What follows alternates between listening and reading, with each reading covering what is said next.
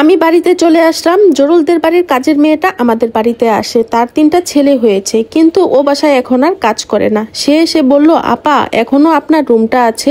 জরুল রুমটাতে যায়, কিন্তু কাউকে তেমন ঢুকতে দেয় না। আপনার শাশুড়ি মরণের আগে আপনাকে অনেক খুঁজেছিল। শেষে সবাইরে বলে গেছে যদি কখনো আপনার সাথে দেখা হয় তাহলে জরুলের মার হয়ে যেন মাপ চাই। পিয়াজোর শালি ওনারে অনেক জ্বালাইছে, যা বলার মতো না আপা। উনিও আপনার শূন্যতা বুঝছে। আপারে মৃত্যুর আগে শুধু আপনার কথা বলতো, আর বলতো যে আমি হাসির সাথে অনেক অন্যায় করে ফেলছি। পিয়াজোর শালি ওনার গলার চেনটা পর্যন্ত চুরি করে নিছে। এখন যে জরুলের বউটা আছে ওইটার সাথে কিছু বলতে পারে না, কারণ জরুলের কঠিন মানা। ভালোবাসা কেন এত বিষাদ? বছরের পর বছর জরুল নামের ভালোবাসায় অগ্নি শিখায় আর কত জ্বলবো। কেন সেই মানুষগুলোর ষড়যন্ত্রের শিকার হলাম আমি? আমার মনের শব্দ তো কেউ শুনছে না। আমি চিৎকার করে বলতে চাই, জরুল আমি তোমাকে অনেক ভালোবাসি। আসলে সব ভালোবাসা সব সময় পূর্ণতা পায় না। কিছু ভালোবাসা আজীবন দূর থেকেই ভালোবাসতে হয়। কাজের মেয়েটা বলছে এখন যে জরুলের বউটা আছে, তৃতীয় বউ, সে নাকি মোটামুটি অনেক ভালো। আমাকে নাকি অনেক সম্মান করে, হাসি আপা ছাড়া কথা বলে না। আমার বিষয় উঠলে সে হাসি আপা বলে সম্বোধন করে। সে কারোর সাথে তেমন কথা বলে না, যতটুকু বলে জরুলের সাথে বাকিটা সময় নিজের মতো থাকে। মাঝে মাঝে জরুলের দ্বিতীয় বউ মানে পিয়াজোর শালির সাথে অনেক ঝগড়া হয়। সব সময় ঝগড়ার কথা জরুলকে বলে না, কারণ জরুলকে বললে জরুল পিয়াজোর শালিকে অনেক মার দেয়। হাতের কাছে যেটা পাবে সেটা ছুঁড়ে মারে। এর মধ্যে আমার ছেলে এসে বলল, আম্মু ভাত দাও। আমি আর কথা বলতে পারলাম না, ছেলেকে ভাত দিতে উঠে গেলাম। আর কাজের মেয়েটা চলে যায়। যাওয়ার সময় তার হাতে কিছু টাকা গুছে দেই। আসলে টাকাটা গুছে দেয় আন্তরিকতার কারণে। এরপর তো আবার ঢাকায় চলে আসি। আমার শাশুড়ি খুব অসুস্থ হয়ে পড়ে, হাসপাতালে ভর্তি করাই, কিন্তু অবস্থা খুব খারাপ। হাসপাতালে ভর্তি করানোর 6 দিন পর আমার শাশুড়ি মারা যায়। আমার শাশুড়ি মারা যাওয়ার 2 মাস পর আমার শ্বশুরও মারা যায়। আমি আমার জীবনে সবাইকে হারাতে থাকি। আমার স্বামী ভেঙে পড়ে, তাকে আমি খুব মানসিক সাপোর্ট দিই। আমার জীবন থেকে এতজন চলে যাওয়ার ব্যথা থেকে জরুলের ব্যথা আরো ভয়ঙ্কর ছিল। বহু বছর কেটে যায়। আমার মেয়েকে বিয়ে দেই, ছেলেকে বিয়ে করাই, ছেলে মেয়েদের ঘরে বাচ্চা হয়। মেয়ে আমার কানাডায় চলে যায় তার স্বামীর কাছে। আমার মেয়ে ওখানে একটা হাসপাতালের নার্স, আর আমার ছেলেকে কলেজের প্রফেসর বানিয়েছি। এর মধ্যে আমার মা আমায় ছেড়ে চলে যায়। মা মারা যাওয়ার পর চিটাগং গেলাম। সেখানে গিয়ে শুনি জরুলের তৃতীয় বউটা নাকি মারা যায় সন্তান প্রসবন করতে গিয়ে। জরুল সন্তানদের নিয়ে আছে আর বিয়ে করেনি। সে তার সন্তানদের নাকি আমার কথা এখনো বলে। আমার কালো চুলগুলো সাদা হয়, আমিও বৃদ্ধ হই। নাতিদের সাথে খেলা করতে করতে বছর কাটে, আমার নাতিরা বড় হয়। এত কিছুর মাঝেও আমি সেই জরুলকেই খুঁজতাম। জরুল নামের ভালোবাসাটা কখনোই ভুলতে পারিনি। মাঝে মাঝে ঘুম ভেঙে গেলে বিছানার পাশের বালিশটাতে শুধু জরুলকে খুঁজেছি। এর মধ্যে আমার স্বামী মারা যায়। উনি মারা যাওয়ার আগে আমার জন্য অনেক দোয়া করে যায়। বলে, হাসি তোমার মতো শান্ত একটা মেয়ে আমি কখনো দেখিনি। তুমি আজ পর্যন্ত মুখ ফুটে আমার কাছে কিছু চাইলেও না, কিছু খাওয়ার কথা পর্যন্ত বললে না। আমার বিপদে আপদে সব সময় পাশে ছিলে।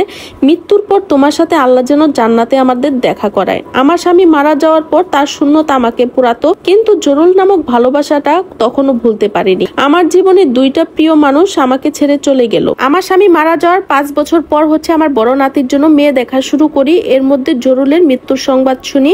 দাদি দরজা খোলো। আমি আমার অতীত থেকে বেরিয়ে আসলাম নাতির গলার শব্দে। সারা রাত জরুলের স্মৃতিচারণ করতে করতে কখন যে ফজরের ওয়াক্ত হলো বুঝতেও পারলাম না। উঠে দরজা খুললাম। নাতি বলল, দাদি ফজরের নামাজ পড়নি? আমি বললাম, হ্যাঁ রে, এখনই অজু করে আসছি, নামাজ পড়বো। দাদিমা তোমার জন্য গরম পানি দিয়েছি। আমি গিয়ে অজু করে আসলাম। এসেই নামাজে বসলাম। আমার সেই রুমটাতে নামাজ আদায় করেছি। সেখানে জীবনের 3টা বছর আমি জরুলের সাথে কাটিয়েছি। নামাজে খুব কাঁদলাম জরুলের জন্য। আল্লাহ যেন তার সব গুনাহ মাফ করে দেয়। বেলা 10টার দিকে আদুব আসলো আমার কাছে মাপ চাইতে। তার কিডনি নষ্ট হয়ে গেছে, বেশি দিন বাঁচবে না। অনেক সময় ধরে আদুবের চেহারার দিকে তাকিয়ে থেকে বললাম, কেন আমাদের সাথে এমন করলি? তোর শয়তানির কারণে আজ আমি এতটা বছর একটা দিনও সুখে ছিলাম না। সে কান্না করে দেয় আমার পা ধরে। আমি আদুবকে বললাম, হিসেবের খাতায় আমি মাফ করলাম তোকে, কিন্তু আমার সাথে এমন অন্যায় না করলেও পারতে। পিয়াজু মারা যায় রোড অ্যাক্সিডেন্টে 8 বছর আগে। পিয়াজুর শালি আসে আমার কাছে।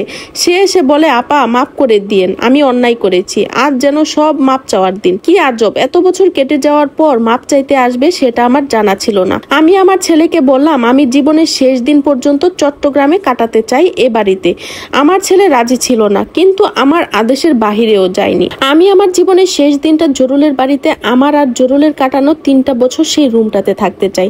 জরুল মারা যাবার 2 দিন পর আমি জরুলকে স্বপ্ন দেখছি। আমাকে বলছে, হাসি আসো একসাথে ভাত খাই। এতটা বছর আমি এই স্বপ্নগুলো দেখেই কাটিয়েছি, আর ঘুম ভাঙলে কান্না করতাম। করতাম। জরুলের মৃত্যুর পর তার মেয়েরা আমাকে একটা কাগজ দেয়, জরুল এই বাড়িটা আমার নামে লিখে দেয়। মেয়েদের বলছিল যদি হাসি কখনো আসে তবে কাগজটা দিও, আর বাড়িটা হচ্ছে তার, আর যদি না আসে তবে তোমাদের, কিন্তু তবে কখনো এই বাড়িটা কেনা বেচা করতে পারবে না। হাসি আসলে সে কিন্তু পারবে। মেয়েরা বলল বাবার বিশ্বাস ছিল একদিন আপনি আসবেন। আর বাড়ি আপনার নামে করে দেওয়ার পরেও আমরা এটা নিয়ে কোনো ঝামেলা করি নাই, কারণ বাবার ভালোবাসাটা আমরা বুঝেছি। আমাদের মাও আপনাকে খুব সম্মান করত এবং আপনাকে সম্মান করার জন্য শিখিয়ে গিয়েছে। জরুলের প্রতি ভালোবাসা আরো বেড়ে গেল। হায় আল্লাহ, এমন নিয়তি কেন ছিল? কোনো ভালোবাসার যেন বিচ্ছেদ না হয়। মৃত্যুর শোক মানুষ সহ্য করতে পারে, কিন্তু বিচ্ছেদের শোক মানুষ ভুলতে পারে না। আমি মেয়েদের বলি এ বাড়িটা তোমাদের, তোমার বাবা আমাকে দিয়েছে, আমি পেয়েছি, কিন্তু আমার মৃত্যুর পর এই বাড়িটা তোমাদের, কিন্তু কখনো বিক্রি করো না। আমি আমার রুমে চলে এলাম, আলমারি খুলে আমার শাড়িগুলোতে হাত বুলাতে লাগলাম। জরুলের জামা কাপড়গুলো বুকে জড়িয়ে ধরে তার শরীরের গন্ধ নেওয়ার চেষ্টা করেছি। আমি আমার ছেলেকে ডেকে বললাম আমার মৃত্যুর পর আমার লাশটা যেন জরুলের পাশে দাফন করা হয়। আমি আর জরুলের ব্যথা সইতে পারবো না বাবারে, তোমাদের আমি বুঝতে দেইনি কখনো, কিন্তু আজ আর আমি লুকিয়ে রাখতে পারলাম না। আমার ছেলে হয়তোবা আমার ব্যথা বুঝেছে, তাই বলল ঠিক আছে মা, তুমি যা বলবে তাই হবে। তারপর আমি গভীর ঘুমে হারিয়ে গেলাম। আমি আর জরুল হাত ধরে হাঁটছি, চারপাশে অনেক বাতাস, আমার খোলা চুলগুলো উঠছে যেমনটা আমার 20 বছর বয়সে উড়েছে। আমি আর জরুল একদম যুবক যুবতী, হেঁটে হেঁটে আমরা অজানা পথে যাচ্ছি, যে পথের হয়তো শেষ নেই। হাসি আর সেই ঘুম থেকে কখনো ওঠেনি। হাসির মৃত্যুর পর জরুলের পাশে তাকে দাফন করা হয়, আর সেই রুমটাতে আজীবনের মতো তালাবদ্ধ করে দেওয়া হয়। এরপর রুমটা আর কখনো খুলেনি। এই পৃথিবীটা এমনই, সব সময় সব ভালোবাসা পূর্ণতা পেয়ে থাকে না। বেঁচে থাকুক ভালোবাসা, কিন্তু বিচ্ছেদ নামক কোনো শব্দ যেন না থাকে।